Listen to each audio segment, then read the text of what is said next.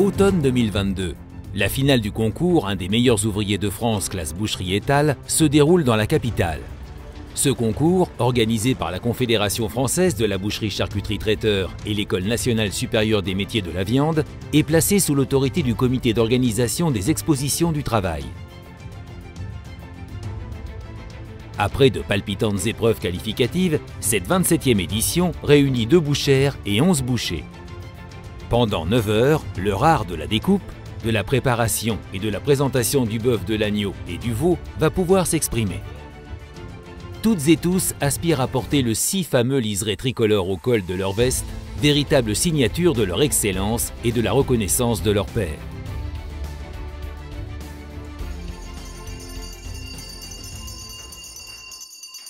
Agneaux, veaux, bœuf et volailles sont préparés dans une démarche similaire à celle que propose au quotidien un artisan boucher.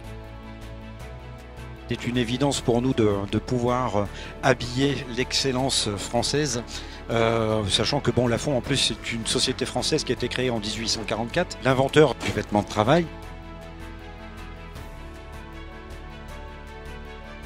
Je m'appelle Stéphanie N, originaire de Tours, et ma motivation, c'est un rêve depuis le CAP et aussi pour emmener l'ensemble d'un métier.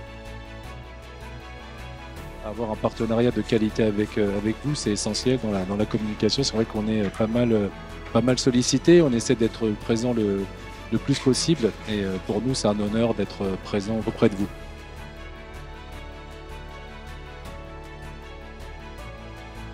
Le membre du jury regarde l'épaule d'agneau, on voit sa main sur le côté, là. Et puis pendant ce temps-là, le candidat fait le parage de sa noisette. En haut, nous avons aussi un candidat sur les noisettes aussi. En bas, nous avons une candidate qui est sur l'épaule d'agneau, apparaît. Stéphane Riquet, j'habite dans l'Aisne. Ma motivation personnelle est de perpétrer les traditions de notre métier.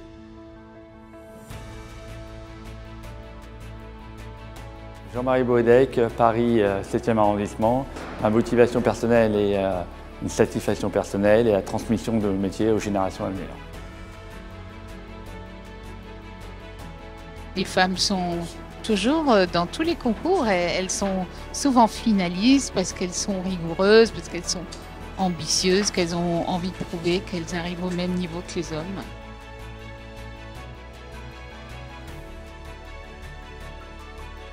Je m'appelle Stéphane Mignot, de Quimper en Bretagne. Ma motivation est personnelle et familiale. Avec la limousine et avec notre label rouge, les bouchers peuvent avoir près de chez eux un éleveur qui va pouvoir offrir justement dans la boucherie une viande de qualité. Je m'appelle Jean-Charles Denier, je viens d'Angers. Ma principale motivation est de pouvoir un jour toucher l'excellence.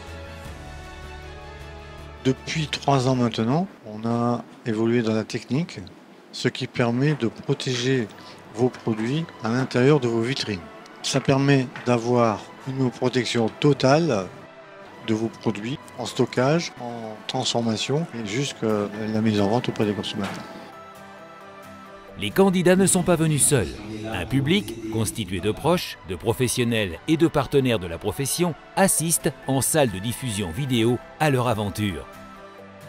Je m'appelle Michel Massonneau, je suis originaire du Val-de-Marne et ma motivation principale est la passion du métier, la transmission du savoir-faire. La boucherie, c'est quand même le 3e métier, le 3e commerce de proximité. Voilà. Et ça, on ne le souligne pas assez. Et la proximité, c'est aussi la convivialité, la vie de quartier. Et puis mettre un bon morceau de viande qui se retrouve sur la table de convives le samedi, le dimanche, et ben, on participe à la vie de famille. Et moi, je suis très fier de défendre ça. Isabelle Ladret, je viens de Ternay dans le Rhône. Ma motivation, c'est de montrer que notre beau métier se féminise. Les voir travailler, les voir préparer ces pièces techniques, ouais, ça me donne envie et j'espère être à leur place dans quelques années. Sébastien Leboeuf, j'habite à Soulangy dans le Cher. Ma motivation, c'est la satisfaction personnelle et être un exemple pour mes enfants. Paolo, mais j'aimerais que tu nous parles un peu de Roskilde, de cette belle aventure. Très très belle aventure avec un esprit d'équipe aussi incroyable avec tous les métiers représentés de l'artisanat. Nous, c'était totalement dispatché au niveau des épreuves et c'est beaucoup de speed module, de ce qu'ils appellent des épreuves de 1h30 à 2 heures. On voit de très très belles choses et surtout, nous, à travers l'écran, ça nous permet de voir ce que nous, on peut améliorer de notre côté et voir des techniques qu'on a très peu la chance de voir, donc c'est hyper intéressant. On invite tout le monde à le faire. Hein, chacun se dit c'est peut-être d'un haut niveau. Non, chacun a des compétences. Hein, par contre, il faut du courage, de la volonté. Hein, il faut travailler, beaucoup travailler pour arriver à un niveau d'excellence. Un des nombreux talents que doit avoir un des meilleurs ouvriers de France, c'est sa capacité d'adaptation. Pour le démontrer, une épreuve surprise est proposée. La volaille est à l'honneur.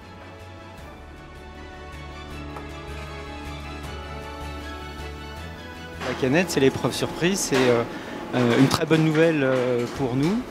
J'espère que tous les participants au concours vont prendre plaisir à travailler sur ce produit. Il y a beaucoup de passion, il y a beaucoup de créativité. On est ravis que la canette jaune des dômes soit mise en avant. Je m'appelle José Stéphane, je viens de Bourgogne et ma motivation est d'atteindre le sommet de notre très belle profession. Notre vocation, c'est de relayer bien sûr ce que vous faites vous dans votre confédération de la boucherie, c'est-à-dire défendre vos intérêts au niveau interprofessionnel et non pas au niveau professionnel de branche, et donc de pouvoir démultiplier effectivement les actions que vous avez même en propre et puis celles bien sûr qui nous sont confiées par vous-même. C'est une institution de prévoyance. On est votre assureur en prévoyance, décès, arrêt de travail, mensualisation, indemnité de départ en retraite depuis de nombreuses années. Partenaire historique. C'est une profession qu'on adore suivre. Tous les concours, vous êtes une profession justement qui est très présente pour les jeunes, pour le renouveau. Et c'est une fierté pour nous d'être là. Je m'appelle Aurélien Simonet, je viens de l'île de la Réunion. Principale motivation est de rencontrer des collègues et pouvoir ramener ça sur mon île. Je m'appelle Philippe Baudet, je viens de Haute-Savoie. Et ma motivation, c'est la satisfaction personnelle, première chose. Et la deuxième, c'est de toucher un peu à l'excellence. Les CFA du réseau CEMA France, c'est 110 000 apprentis, 137 implantations. Et pour ce qui concerne la boucherie, eh bien, je crois que nous formons entre 75 et 80% des apprentis. C'est pour ça que c'est tout à fait intéressant, riche d'être ici, parce que ce qu'on voit, c'est le résultat d'un parcours, c'est le résultat d'un espoir, c'est magnifique, hein, c'est l'excellence. Ce qu'on a là sous les yeux, il faut vraiment que ça donne envie à des jeunes et à des moins jeunes, parce qu'on voit qu'on a aussi des moins jeunes qui embrassent les métiers de la boucherie. Il faut vraiment que ça leur donne envie. Je m'appelle Christophe Pipienfat, je viens de Brive-la-Gaillarde. Ma motivation, c'est une satisfaction personnelle. BEV, c'est quand même 22 organisations professionnelles qui la composent. Donc c'est important en effet que nos organisations soient au plus près de nos professionnels, de l'élevage jusqu'à la boucherie, puisqu'on est bien là pour représenter l'ensemble de cette filière avec tous ces maillons-là. Et ça en fait une force d'intervention importante. Je m'appelle Rivalent Romain, je viens de Bordeaux. Ma motivation est de connaître ses capacités à progresser.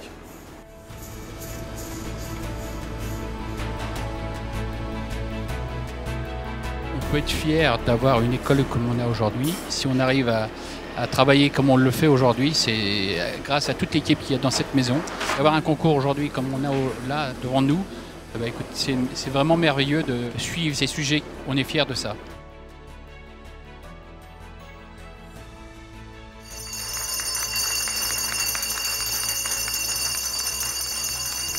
Deux femmes en finale, ça montre aussi que le métier évolue. Notre rôle aussi, Confédération, c'est d'accompagner cette évolution. D'ailleurs, on le fait à travers la rénovation du CAP. Pour gagner le concours, il faut travailler aussi des produits d'exception.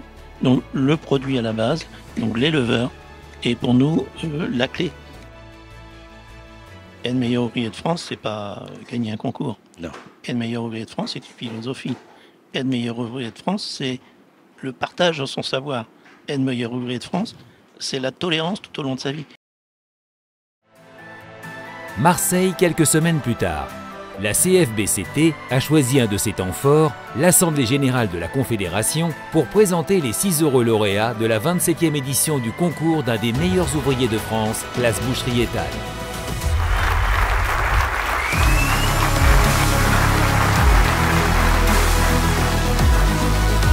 Christophe Impianfat. J'ai travaillé. J'ai surtout écouté toutes les personnes que j'ai rencontrées pour corriger en fait. Stéphane Milour. Stéphane Milour. C'est un grand merci à vous tous, aux meilleurs ouvriers de France qui nous ont aidés tout moi pendant 15 ans. J'en ai connu 3 qui m'ont fait plaisir et je vous en remercie. Sébastien Leboeuf. J'ai pensé à ma femme qui m'a dit une phrase qui m'a traversé la tête. Bon sang, je peux pas m'arrêter. Je vais aller jusqu'au bout. Michel Massonneau, formateur à l'ENSMV. J'ai encore du mal à y croire. 3e participation.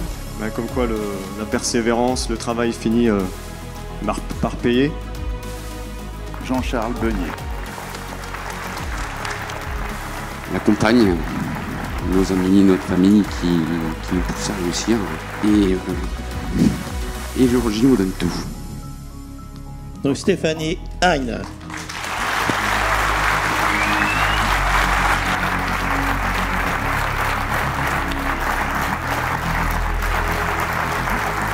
Je réalise et en même temps je réalise pas totalement. Et parce que je fais ce que j'aime faire au fin fond de moi-même. Donc voilà, j'ai vraiment fait ce que j'aimais par-dessus tout. Ouais, non, c'est une grande joie pour la famille de la boucherie.